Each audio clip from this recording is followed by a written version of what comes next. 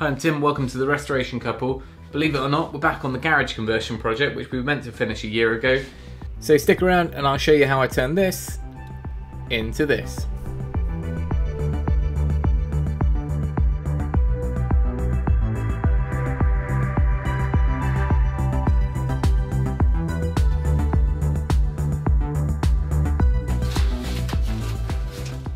So this project was one of those ones, as always, that drags on a little bit. But if you have been watching this series and the videos that have been coming out over the past few months, you'll get an idea of what's going on here. This is the downstairs bathroom, part of the garage conversion, and this is almost the final step of getting it finished. Now, fortunately, I had most of the materials already here. I had just under half a sheet of 18mm moisture resistant MDF and some 12mm and 6mm left from our shaker door series. That meant I could get the bones of it built out in that 18mm and then go and set about making the doors in the plant-on simple cut and stick method, which turned out to be just about fine for this project. I also made a little vanity, and that may be a separate video in itself with the plumbing and the tiling and that sort of thing, but I'll try and get a bit of a start to finish in one hit in this video. Later on in the video, I'll talk about how much this whole bathroom fit out cost, but for now I'm just going to talk through a little bit of what I'm up to in this footage. Now, the face frames were made from the MDF as well. It wasn't ideal, and the pocket holes weren't that suited to that. I'd probably use hardwood if I did it next time, which is what I've done in the past. I made all the doors a little bit oversized as well and trimmed them down. I did use a shelf pin jig, simply because I wasn't quite sure where we wanted a shelf in the vanity, and that just left things a little bit future proof.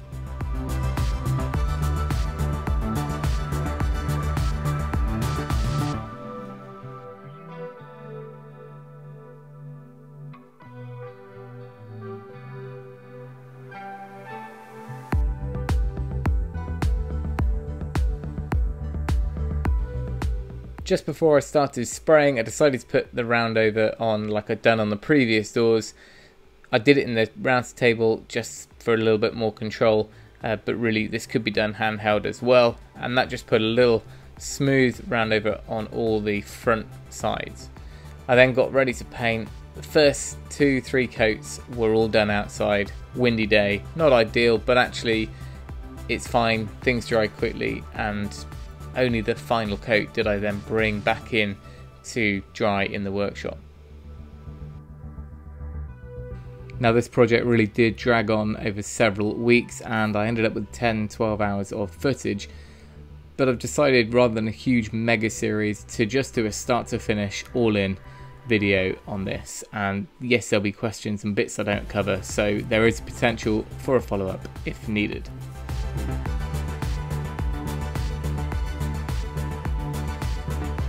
The finished paint, the last 2 coats, was a water-based Dulux satin, and it's fine for what I needed in a bathroom or a built-in unit type situation. It's just about fine. Perhaps look into something a bit more durable if I was doing a kitchen.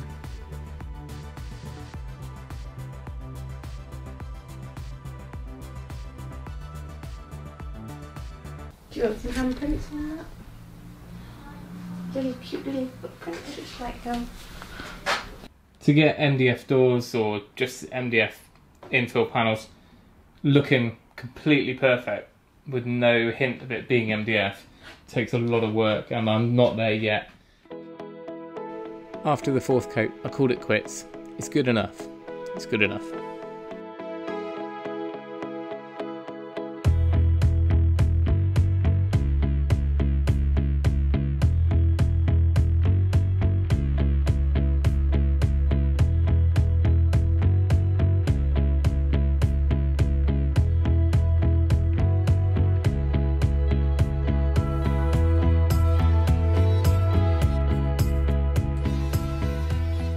Right, the unit's in. I've managed to use some shims underneath. The wall was nice and plumb, but the floor was off by about 2mm. And so I've got that level that way, and now we can install this face frame.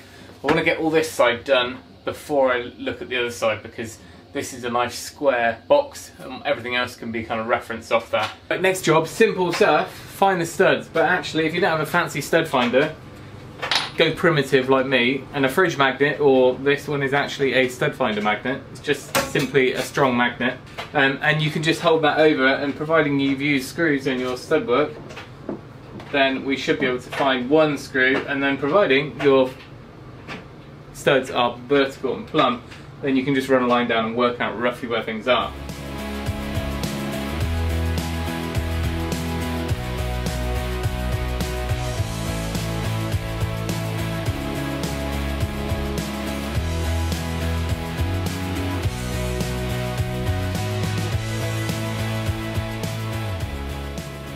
When I finished the tiling, I kind of ran a line down and I tiled up to a line, but because there wasn't a definite stop, a couple of these have run over.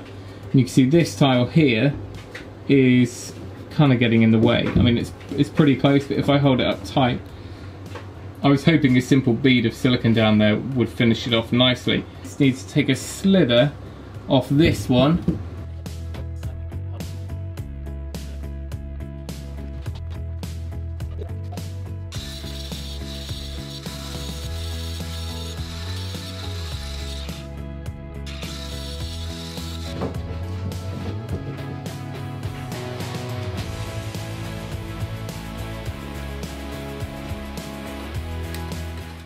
With that finished and a bit of a tidy up, I could get the face frame to sit nicely against the tile and close enough for a very thin, simple bead of colour matched silicone to tie it in with the tiling and the grout.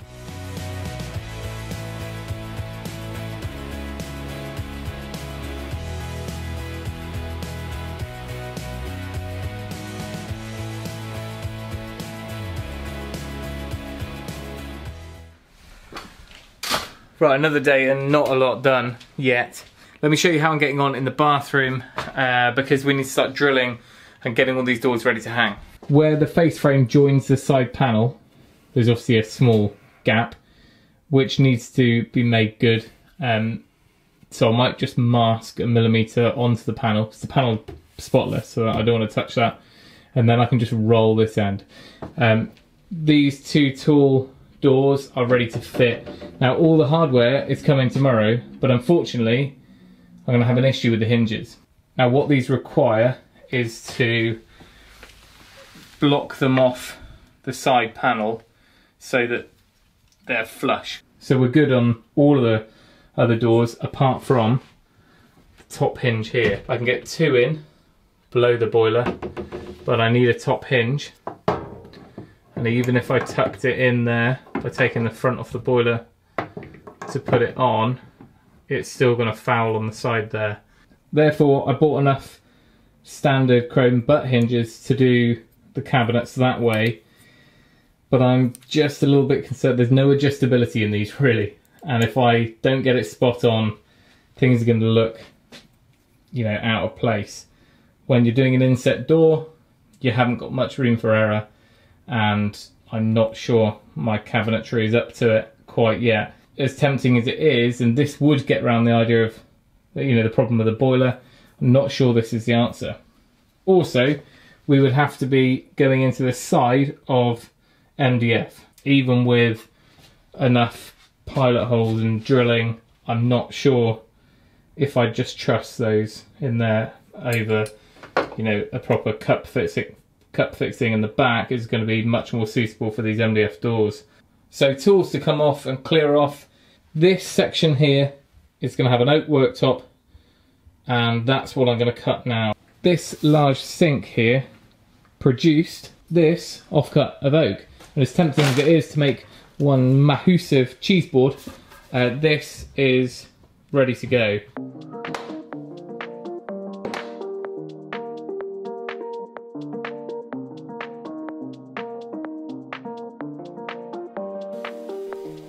It's always nice to have a sensible blade in the saw. You can see the old one versus the new one there, and even though it's not that new, a much coarser blade was what was needed to rip this oak versus the old fine tooth blade that I had when I did it the first time round. Once that was cut to size, I knew that that was pretty much where I wanted, and I could scribe it where needed to the back walls. Remember, I skimmed this wall, so I've only got one person to blame. And then I could pull it back out again, ready for finishing.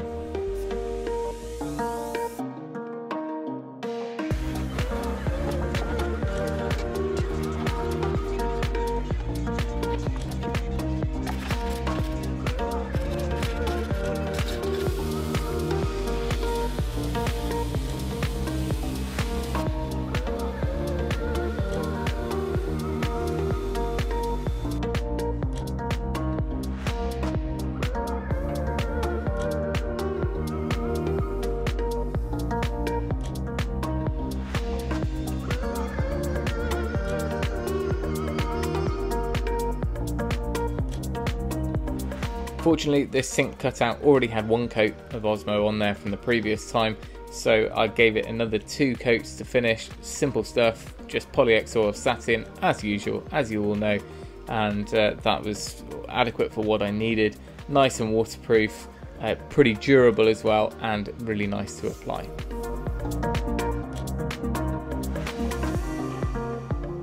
Now we're on to the fussy stuff.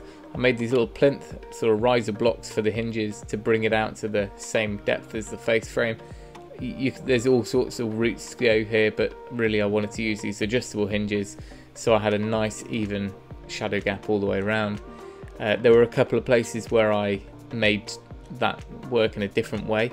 You'll see where the right hand face frame joins that wall where the tile is, I managed to bring the wall out flush by just putting a strip there, and then I painted that. There are a lot of good ways to avoid this, either by making your cabinets a little bit narrower so that they're flush with the face frame on the inside, or using specific hinges for the job. But this worked out just about fine, and again I'm trying to use what I've got without getting too fancy.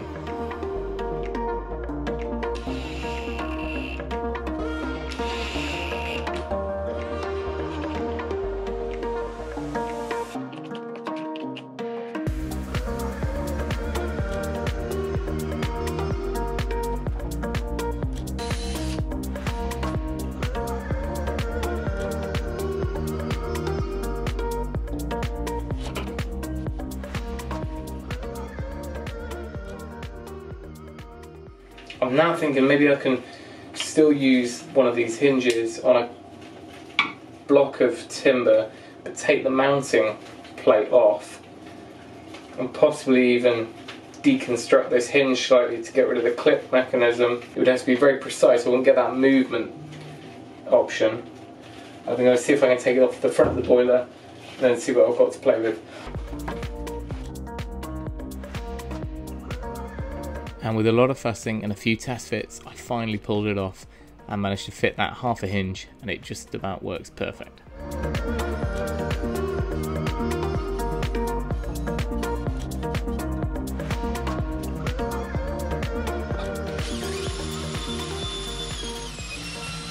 Alright, 11 o'clock at night now, we're picking up pace. The top ones are all done. I haven't got a stop, but I've got a temporary stop in now. Sort that out in the morning. Next I want to do these. Now I think it'll look odd to have them right at the top or right at the bottom, so I'm going to aim for a third of the way down. Hopefully that'll look alright. I've just put a little stop down there just so we can go to sleep tonight with a warm fuzzy feeling that it at least looks the part.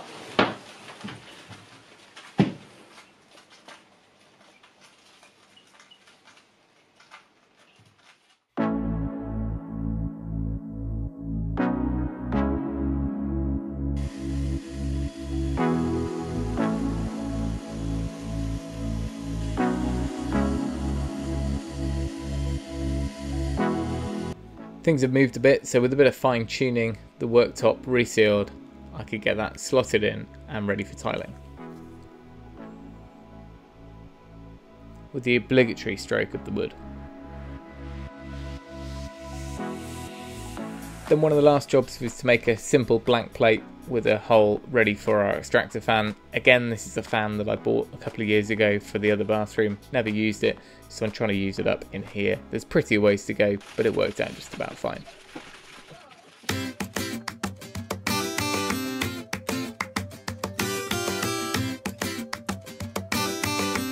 As I mentioned earlier in the video, I think I'm going to do a vanity build on a separate video because it goes into a bit of info on the tiling and the plumbing and that sort of thing. But the basics are here. Again, using up some tile from the other side of the bathroom, using basically anything I had left over. And I think we just about pulled it off. I would probably go with smaller tiles if I'd done a specific design for this area, but for a downstairs bathroom, I wasn't going to be too fussy.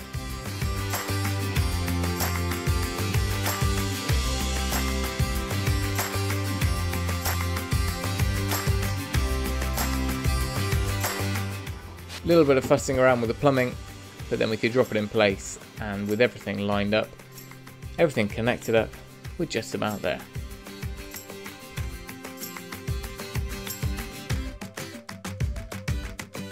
Can you believe it? We are somewhere close to being finished with this project, and at least it looks finished.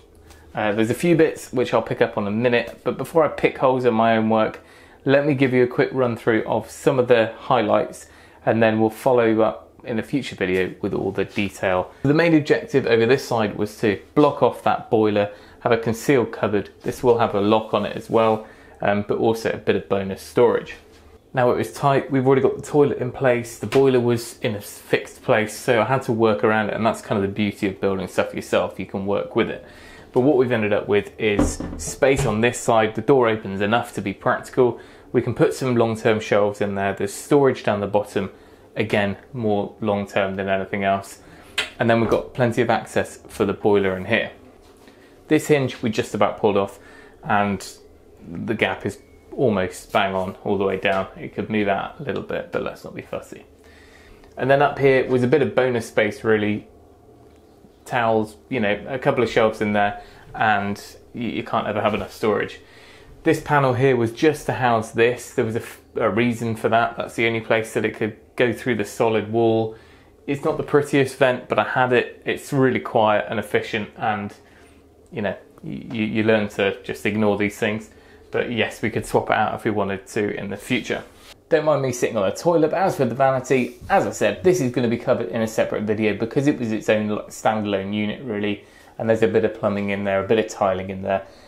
This still needs a shelf, and it will have a false back which is on magnets that will sit in there. Now the reason I've gone for this oversized space down here is because in the future we're going to build a pull-out step here. Rather than having stools around for the kids, although both of the older girls can reach just about without it, I kind of like the idea of something that's integrated, maybe on drawer slides and a couple of felt pads that pulls out and then can go away.